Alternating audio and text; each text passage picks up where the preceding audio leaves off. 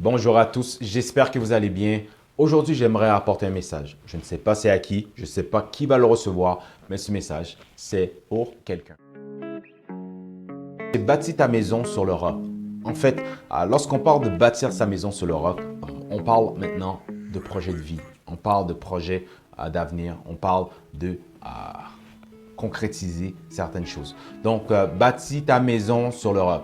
On va voir que plusieurs personnes ont une manière de bâtir leur vie en fait.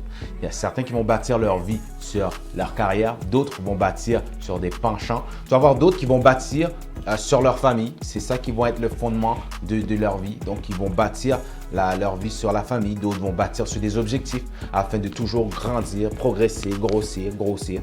Et on peut trouver toutes sortes de façons de dire que je vais bâtir ma vie sur certaines choses. Bâtir sa vie sur le roc. Et si on comprend le mot roc, ça veut dire c'est une matière rocheuse qui est dure, qui ne peut pas briser, qui demande beaucoup d'efforts avant de briser. Donc, aujourd'hui, je parle à ceux, en fait, qui décident de bâtir leur vie. Je repose la question à ceux sur quoi ta vie est basée, en fait. Par la suite, je parle à ceux qui ont décidé de dire « Seigneur Dieu, je bâtis ma vie sur toi.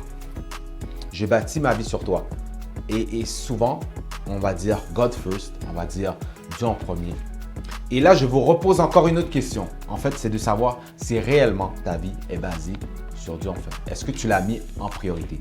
En fait, pour savoir réellement si Dieu est premier dans ta vie, il faut vous poser la question premièrement. Est-ce que tu as une relation avec?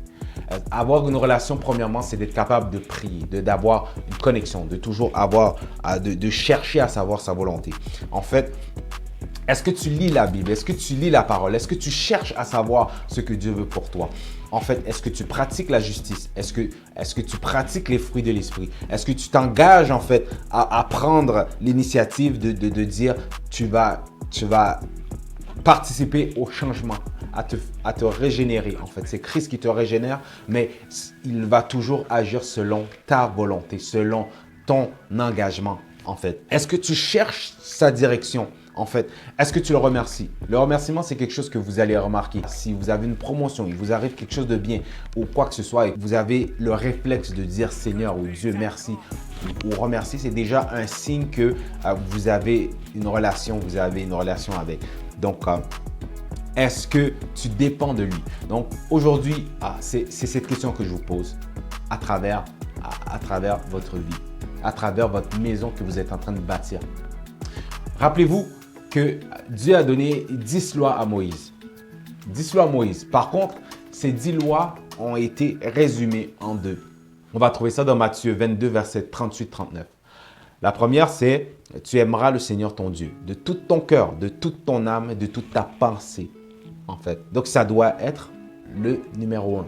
Et numéro 2, tu aimeras ton prochain comme toi-même. Donc, sur ça, je ne sais pas ce message est à qui. Je ne sais pas ce message est destiné à qui. Mais si c'est pour toi de prendre conscience et de réaliser que Seigneur, si je me suis écarté de toi ou si je n'ai pas vraiment pris des décisions basées sur toi, allez le voir, d'aller prier, d'aller prendre le temps de méditer, de chercher sa face afin qu'il puisse te révéler en fait qu'est-ce qu'il veut, sur quoi tu te bâtis.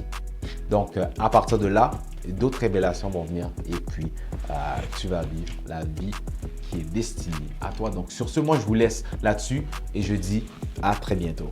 Ciao.